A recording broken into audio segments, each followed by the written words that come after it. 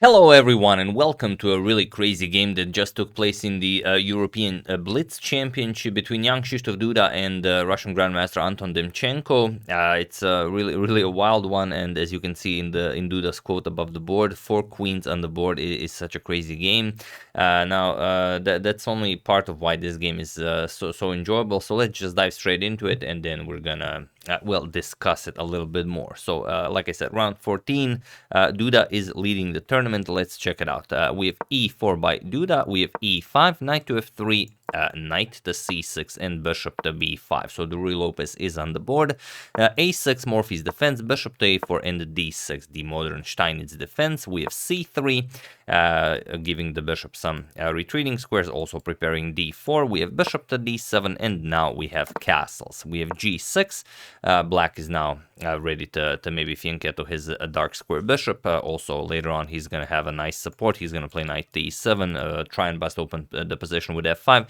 So it's a very active approach, very fitting for a blitz game. We have d4, Duda strikes in the center, bishop to g7, and now, again, there are a lot of possible ideas here. This is a very well-known position. Most often, here is just rook to e1.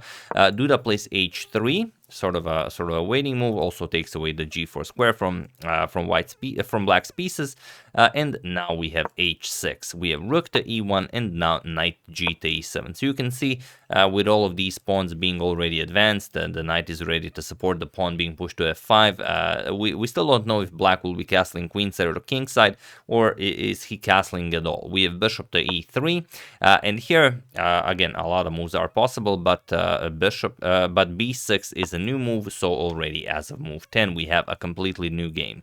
Let's see how Duda approaches this. He plays d5. He grabs more space in the center, and the knight now has to find a reasonable square. So you could bring the knight all the way to b8, then maybe trade off the bishops, then maybe knight to d7 to c5, or you know, who knows what, but he goes for knight to a5 instead. Now you can also play maybe knight to b7, knight to c5, and the knight will get back into the game somehow. We have captures on d7, queen captures, and now knight f to d2. Duda knows that f5 is coming, and he wants to improve his center with a move like f3, so he has to move the knight. So here we have f5 by black, f3, and now advancing the pawn all the way to g4. We have bishop to f2, and black is not messing around. He plays g5. He wants to play h5 and the g4 and attack Duda's king. As Duda's king already castled kingside, Demchenko's king is still in the center of the board. We have c4, still waiting with that b4 move. As you know, that can always be a deadly one. Knight back to b7, and now we have knight to c3. We have h5, preparing g4, and only now we have b4 by Duda. Preparing to further expand on the queen side, and also c5 is coming at some point. So here you'd think black should really start the attack with the g4, but it's not easy. For example, g4, we're going to play f captures, and after h captures, queen captures, and the attack is pretty much over. The queen has no squares. All of these squares are taken, so you can play some like maybe queen to d8, but then you lose the bishop.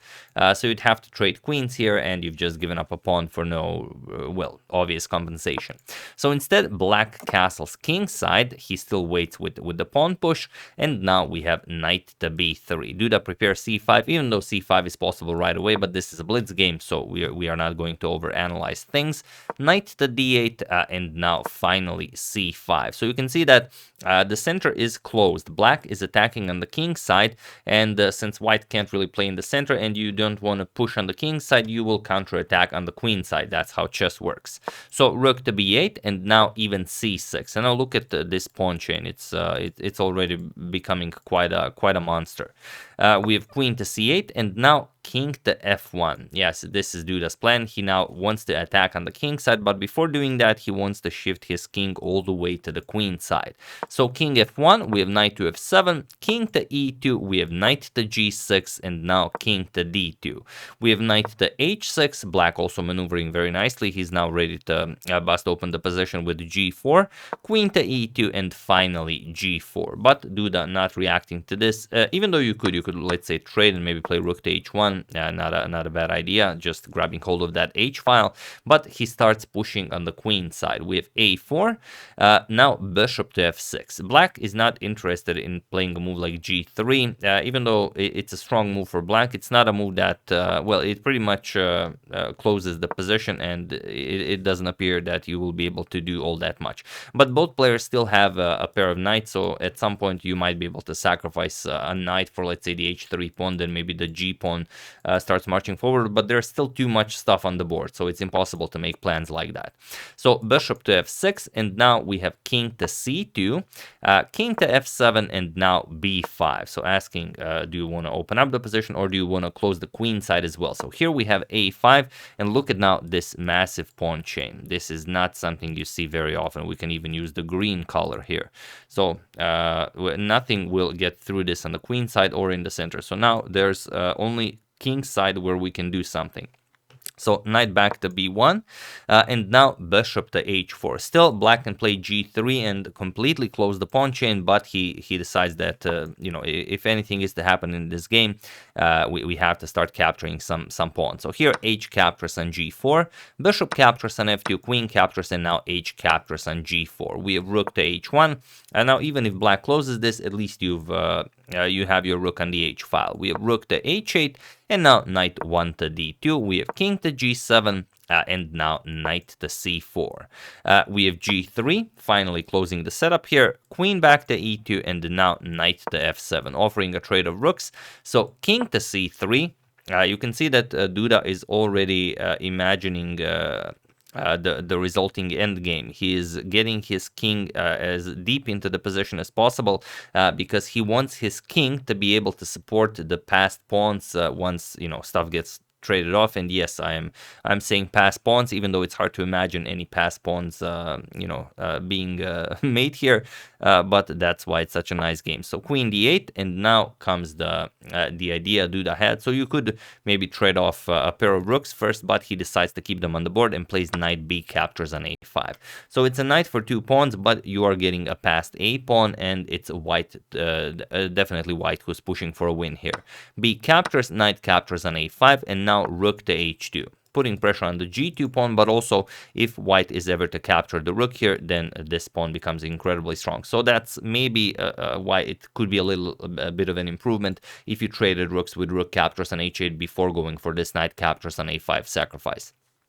So here we have knight to b7. Now you are ready to push the a pawn, and we have queen to c8. Getting the queen closer to the action. We have a5, and now rook captures on b7. So black, it's a blitz game. You don't have time to figure out anything. You had to do something to stop at least some of those pawns. So here we have captures, king to b4. Now you know why Duda brought his king all the way to c3. He saw this position, and he knows that the king will be very much needed here to help out in the support of the pawn. So here knight to e7, rook h to c1 now, an incredibly strong move, as now you have the queen guarding the g2 pawn, and also you are completely controlling the c file, so no c5 tricky ideas can be possible here. We have queen to a7, trying to maybe do some damage with queen to d4 check, but not a problem. Rook to a2, and now even if queen to d4, you can simply block with queen to c4 because the rook is now guarding the g2 pawn. So instead, Demchenko goes knight to g6. We have queen to c4 now, putting pressure on this pawn, and there's no real way of defending this pawn, so you have to give it up. Queen to e3 was played, but now just a6. Duda says, I can always capture this pawn. Black is without a single move, so he has to do something. Queen to a7. Now Duda trades, queen captures on c7, queen to d4 check, now queen back to c4, and now queen back to a7. So black is still hoping to hold this off somehow, but these two pawns are incredibly strong. I have a feeling that Duda would do this even if this was a classical game. So playing it in Blitz makes it all the more appealing because it's incredibly difficult to defend this with little time on the clock. So instead, king to a5, now preparing b6. You can see that the king is really a valuable member of this attack. Queen back to e3, and now we have b6. We have knight to h4. Black now also is trying to create some sort of a pass pawn to counter those pawns, but a7. We have knight captures on f3. f3, asking now to capture the knight, but the Duda ignores it. He just brings a queen into the game. Now comes knight to d4, and yes, white has 2 queens and 2 rooks, but the king is on a5. The knight is here, the queen is here, so maybe, you know, if everything works out perfectly for black, maybe you could organize some sort of an attack here, but very unlikely. Duda doesn't think it's possible, so he just pushes b7. He wants another queen on the board. We have f3 and now b8 queen. Here we have f captures on g2. Black also ready to promote his pawn maybe, but now with 4 queens on the board, it's really only a matter of which checkmate in 7 do you choose. Duda goes for rook to g8 check, king to f6, and here he plays queen 8 to f8, and he was in this position on move 56 that Anton Demchenko resigned the game, as there is nothing more to be done here. There are many checkmates lurking in the position, but the simplest one is just, well, let's say queen to g7, and it's game over. So there's really no defending this. Or if you try something like queen captures on e4, then queen captures on f7 is also a nice checkmate. There's no way to avoid it. So of course he resigned, and what a wonderful game with 4 queens on the board. But not just 4 queens, there are also 3 rooks and the knight, and wow, it's just a completely crazy position. Not something that you would see in a classical or even a rapid game. So yeah, that's the game. Hope you guys enjoyed it. Big congratulations to Duda on achieving this beautiful game, and also on leading the European Blitz Championship. I would just like to mention that I'm organizing pre-Christmas Leeches Arena, and we're gonna have some very nice prizes for the arena. So I'm interested. What do you guys enjoy watching most? The prizes will be very handsome. So I'm expecting a lot of strong players to play in the arena. So what time format would you guys enjoy seeing the most? What would be, you know, I don't know. I'm open to suggestions. Do share your thoughts in the comments below. I'm going to go through all of them. We have some ideas of what we want to have, but you know, I'm still open to suggestions. And for the moment, it's going to be on 21st of December. But more information probably in the video tomorrow. So yeah, that's the game. Hope you guys enjoyed it. I would like to thank Happy Birthday George, Happy Birthday Bill Kaska, Matthias Locke, Cameron Ellis Enterprises, and Kim Dolman for a contribution to my channel. Thank you a lot. I really appreciate it. As usual, you can check 2 of my previous videos here. Thank you for watching, and I will see you soon, continuing the coverage of, well, everything else that's happening in the chess world, and as usual, checking up on your wonderful suggestions. Thank you all. I will see you soon, and have an excellent rest of your day.